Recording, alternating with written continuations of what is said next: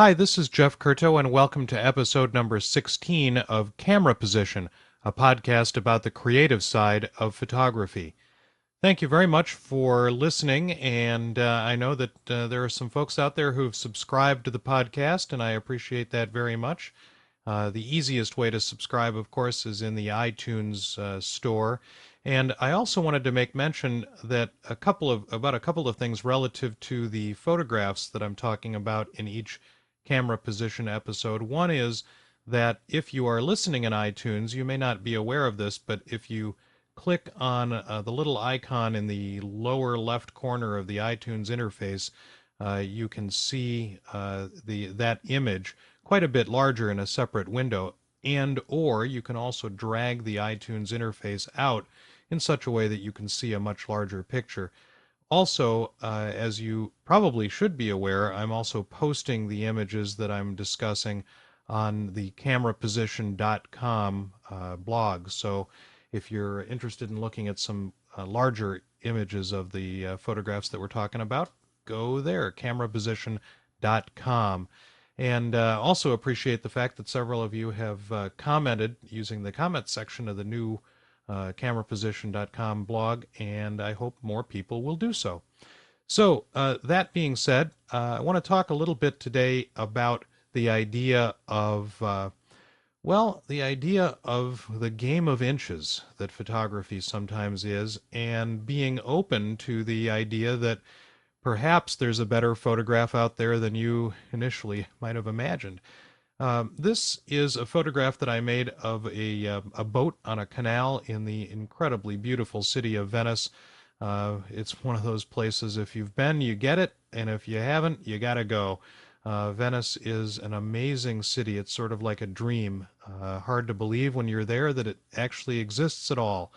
But I had seen this boat on the edge of the canal, and I was interested in the shadows that were being cast by the bricks in the building, and also the shadow being cast of the boat's hull on the water, and how that shadow was sort of almost touching the wall itself, and then the divergence of the shadow of the building and the shadow that the boat was casting. I thought all of that stuff was quite visually arresting, and so I decided I'd make a photograph of that. And in fact, I positioned the camera a number of different places and tried a number of different things relative to watching the boat sort of drift closer to and farther from the building, and exploring that sort of space between the shadow of the boat and the bow of the boat, and the light tone of the sort of tarpaulin that's covering the bow of the boat, and the darker tone of the wall behind.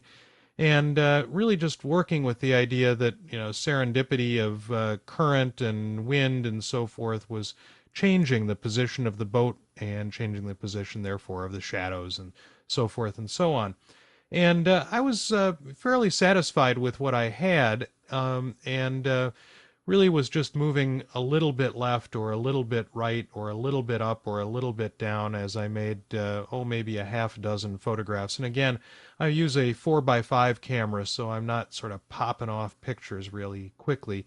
And one of the reasons, of course, that I like using the large format camera is the fact that with the large format camera, I do get a real sense of slowing myself down so that I can explore composition and explore subject in a different sort of way. And there's also, if you're a photographer who's used a large format camera, there's also this wonderful sense of being sort of sequestered away from the world. Sometimes I have to keep my camera bag between my feet if I'm in a great big city or a crowded area, but to keep it safe. But the idea of kind of dropping yourself away from the world at large while under that dark cloth is a pretty wonderful thing. So here I was in Venice on the side of this beautiful canal, and watching this boat bob gently up and down and move in and out and so forth and so on.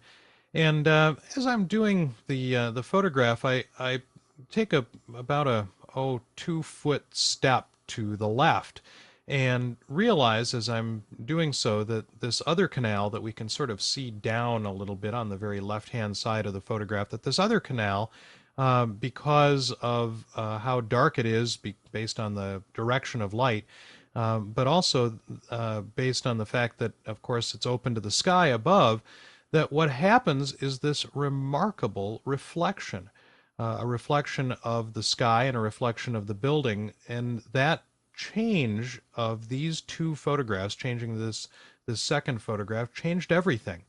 And what it changed for me was not only this sort of, romantic beauty of, and I make no bones about the fact that my photographs are romantic. It may not be a kind of a popular kind of strategy with photography, but certainly is what I am interested in, is this sort of romantic notion of these ancient stones and ancient kinds of ideas in these photographs of Italy that I make. So, but I was really intrigued by what happened on a purely photographic basis when I moved the camera just a couple of feet. It couldn't have been more than 18 to 20 inches or so to the left. And that change of position of the camera changed everything. It not only brought this marvelous reflection in, but that marvelous reflection does this amazingly photographic thing that, frankly, I don't know that you'd see with any other medium other than the camera. And that remarkable photographic thing is, of course, this sort of uh, shift of space and our perception of space in the photograph. This shift that suggests that space is being flattened and deepened all at the same time. Again, a real marked propensity of photography, this ability to flatten out the space and change the way we perceive the depth of space. Of course, we're always photographing the three-dimensional world in a two-dimensional image, and of course that's a pretty big part of photography. But with this particular photograph, what's interesting is that the shadow that I was originally interested in, the shadow of the bow of the boat, really kind of disappears as photographic subject matter. It no longer is important in the photograph really much at all. What becomes important instead is this remarkable sense of this reflection and the line of the reflection continuing with the line of the wall, and the way in which this image begins to kind of shift our perception of flatness and depth and so forth and so on.